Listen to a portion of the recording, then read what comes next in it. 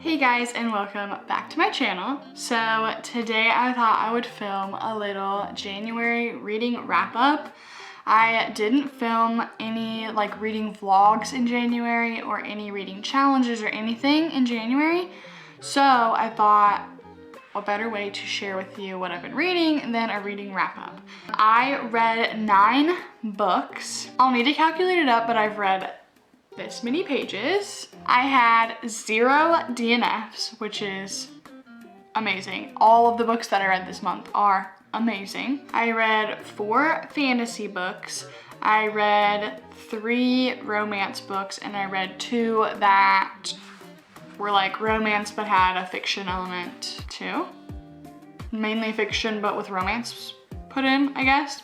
Out of all the books I read this month, I have 1 5-star book, but I have nothing below a 3.75 stars. So overall, a really good reading month for me. Let's get into each individual book that I read. Let me preface with saying all 9 books, I'm not going to introduce them in the exact order that I read them because there's a series and I wanted to get into that first. So starting off the month strong, I read Fourth Wing by Rebecca Yarros. I loved this book. So basically, Violet is 20 years old and she was supposed to enter what they call the scribe quadrant, which basically she was supposed to be one of the smartest people who just recorded events in the history of this world. And it was a very quiet life that she was supposed to lead. But now the commanding general of the school that she's going to has basically forced her to go into the writer's quadrant, which is where they get paired up with a dragon, and it's really cutthroat and really intense. And the commanding general is her mom, so that kind of creates friction. She has to figure out how to make it through this.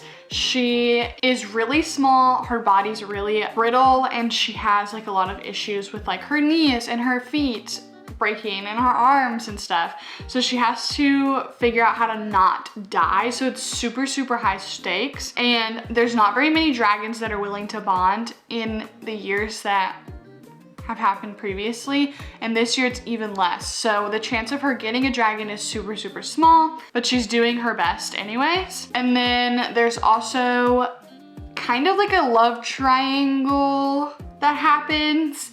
There's a bunch of people who want to kill her, basically. And so it's super, super, super high stakes. There's romance in it, very, very high stakes. And this book in the series is blowing up everywhere.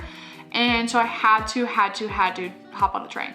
So that 5 stars, obviously. To continue on with that, I read the rest of the series. So I read Iron Flame after, and I heard people talk about how Iron Flame wasn't as good. So I was really, really nervous that I wasn't actually going to like it, or that it was going to deter me from wanting to read the rest of the series.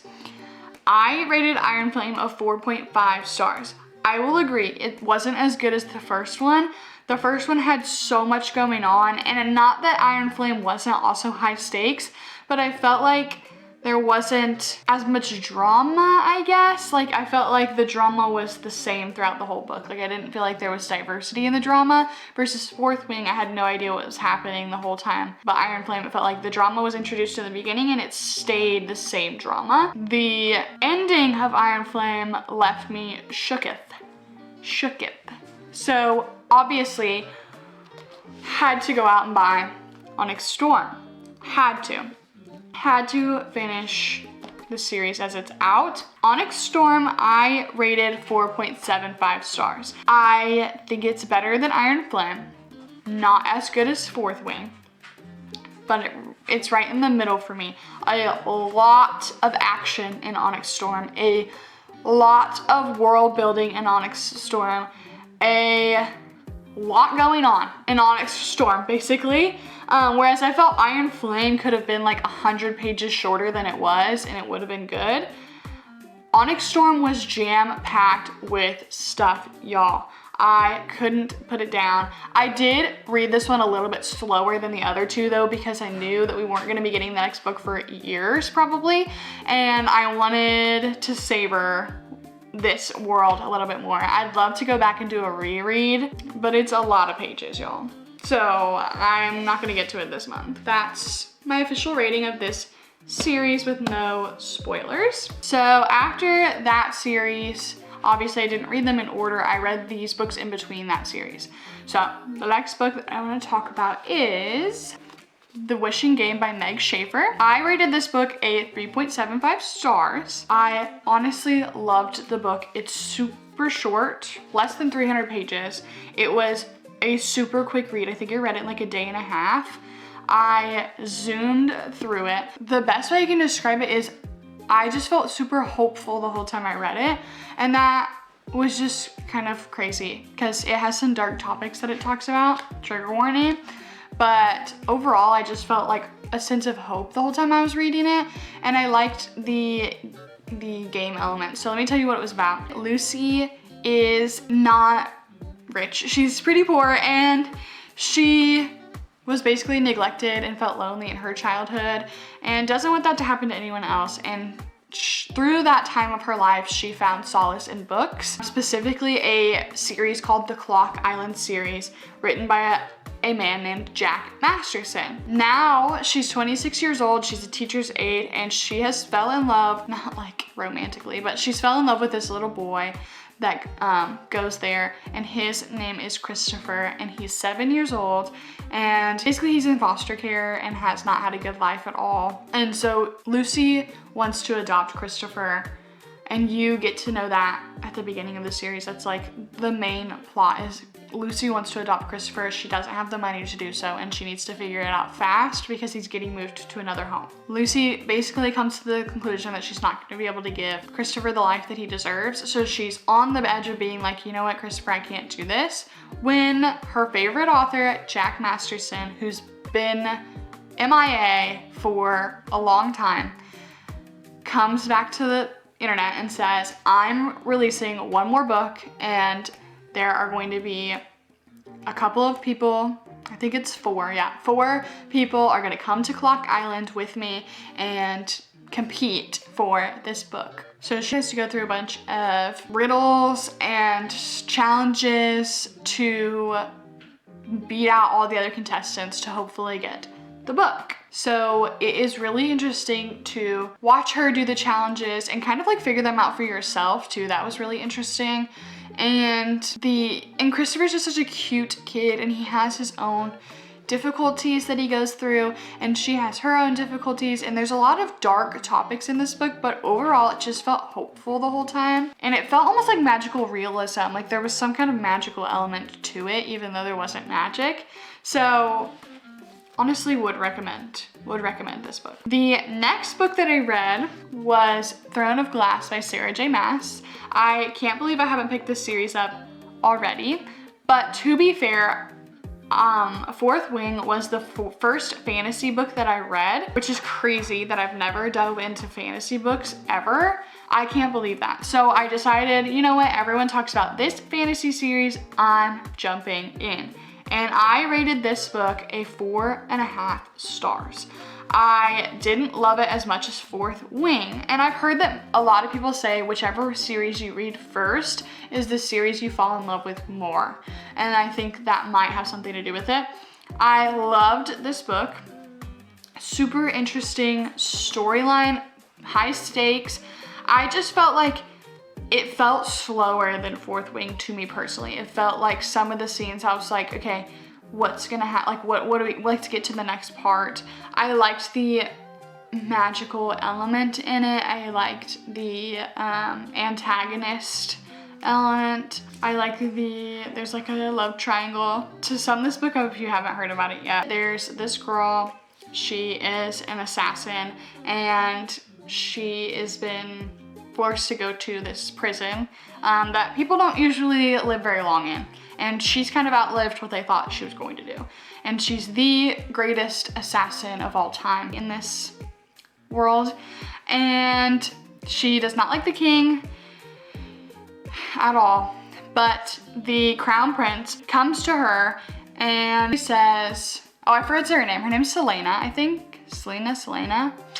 The crown prince comes to her and says, I want you to compete to become the king's champion, which means she would go out and assassinate people for the king. But she has to beat out 23 other people to become the king's champion. She doesn't really want to be the king's champion because she doesn't like the king, but if you become the king's champion, after a certain amount of time, I think it's like 2 or 3 years, you then can be free and go out in the world. And she basically wants to go out in the world and not be an assassin anymore and kind of start over. So you see her fight for her freedom. But then there comes an element of something in the castle starts killing the opponents. And she then has to change to, okay, I was trying to beat out the opponents, but now I need to save myself from whatever it is that's killing these people. Very high stakes, very interesting. I liked the friendship that was formed in it, and I liked the romance because it wasn't super overly sexual. I don't know about the rest of the series. I'm going to continue it in February. So after Throne of Glass, I went back to romance, which is my bread and butter, and I read a Nicholas Sparks book called Dear John. I thrifted this book, and I had never read Nicholas Sparks before. And I was like, man, what a classic. I have to dive into it. I'd also never seen the movie. I know there's a movie off of this and I've never seen it. I rated this book a 4-star. Well, let me tell you what it's about before I tell you what I was going through. There's a girl named Savannah and a guy named John, and the first part of the book is them meeting and falling in love. The very romance heavy part of it. John is in the military, and so he gets enlisted to go back. So they have a really great time when they meet over the summer, when he has like a 2-week break, and then he has to go away for months and months.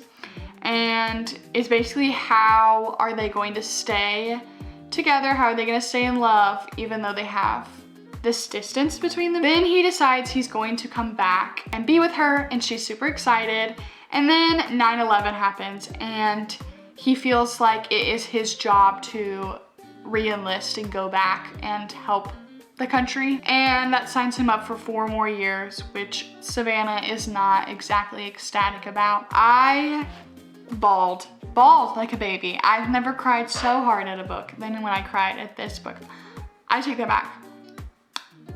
There was a death in Fourth Wing that killed me, but this book, seriously, the last like 20 pages, I was bawling. So emotional, so good, so emotional. Then I read 2 Ashley Poston books. If you know me, you know I love The 7-Year Slip. Love it. Favorite book of all time. Love The 7-Year Slip. So I had to dive into more Ashley Poston. I read first The Dead Romantics, and I rated this book a 4.75 stars. Originally, I had picked this up in December, or maybe even November, and I soft DNF'd it because I just wasn't getting into it at first. I don't know what it was. Got into it. So good. Florence is a romance author, but she doesn't believe in love anymore. Something happened that she doesn't believe in love. And her new editor is a really handsome man who is like, I'm not giving you an extension. You need to get this book done. And Florence is like, okay, then I'm gonna have to kiss my career goodbye because I cannot finish this book. I don't believe in love anymore. And then she gets a phone call that her father's died and she has to go back home. Something happened in her hometown when she left that was really hard for her, so she's basically been running away from it ever since. So going back is a challenge in itself. The element of this that's magical, I guess, is she can see the dead. And so when she gets to and her family owns a funeral parlor and she can see the dead. So crazy. But when she gets to the funeral home, she finds a ghost standing there, and the ghost is none other than the editor who she thought was really hot. So she falls in love with someone who's dead and whatever. The ending got me. The ending was jaw-dropping. The ending was so cute. I loved the ending. I think the only reason I didn't give it a 5 stars because it was hard to get into at the beginning, but 4.75 stars, I mean, highly, highly, highly recommend. After that, I read A Novel Love Story. Love this cover, first of all. Love it. I rated A Novel Love Story 3.75 stars, and I think I need to reread it because part of it I listened to on audiobook, and I'm just like not an audiobook girly, and I think it kind of pulled me out of the story a little bit. I also felt like there was moments where it felt super unrealistic, which makes sense, but I just like wasn't as into it as the other ones. In this book, Elsie is like an avid romance reader, and she has a favorite series. She has this book club that she's a part of, and they go to this cabin every year and read a bunch of books and have a good time. Well, everyone cancels on this trip, so she decides she's gonna go on her own to this retreat when her car breaks down and she finds herself stuck in the middle of the series that she loves so much. And so she has to figure out, why is she there? What's going on with the town? And there's also a blossoming romance there. So it's super, super, super an interesting plot. I just felt like there was times where it felt super unrealistic, and I don't know, it didn't hit like the other books that I've read by her. So it was just not my favorite. The last book that I've read in January is Reminders of Him by Colleen Hoover. I rated this book a 3.75 stars. I love the premise of this book. The one thing that really threw it off for me is I think this book could have been purely fiction with a little bit of romance. I feel like the romance felt super out of place in the story. The story was super a hard-hitting story, and the romance just threw it off for me. Like immediately there was a lot of not sexual tension, and I just don't like, there was no need for it when it came into play. And every time that the romance sexual part of it came into play, it was so out of place and didn't need to be there. And so I feel like you could have done the romance part a little softer and had it be a more fiction book, and it would have been a 5-star for me. I loved the plot line of the book and the actual story of the book. I just didn't love that the romance came in when it did and was as hard-hitting as it was for such a hard book. In this book, Kenna has gone to prison because of an accident, and she has a daughter that she had while in prison that she wants to reconnect with, but everyone in that daughter's life is forcing Kenna out of it, and so she has to figure out how to get into her life. That comes in Ledger Ward. Ledger is the only person who's kind of giving Kenna a chance and is helping her figure this out, and he kind of becomes the love interest of the book, but it's hard because he loves the daughter almost like a father figure, almost like an uncle figure. Like, he loves the daughter and wants what's best for the daughter. But yeah, I loved it. I loved it. It just could have gone without the overly sexual romance parts of it. It just didn't fit in the book. Anyway, so that is my January reading wrap up. I don't know if I'll do this every single month because I do like to film vlogs about what I'm reading, and that would feel a little bit repetitive. But because I didn't film anything in January, it felt right to do a little reading wrap up. If you have read any of these books, please let me know what your opinions are. I hope I didn't spoil too much. I really tried to stay away from spoilers, and I can't wait to get into February and read some more. I have a good lineup for February. I created a prompt jar, a TBR prompt jar, and let it pick my reads, which will be the next video that you see. So I cannot wait to jump into that, and I have a couple of challenges I'm going to film in February, so I can't wait for you guys to see them. I hope that the Lord blesses you this week in so many amazing ways, and I can't wait to see what he's gonna do in my life this month and your life this month. If you want to connect with me, my socials will be listed down below in the description, and I think that's all I have to say. I will see you guys in my next video. Bye!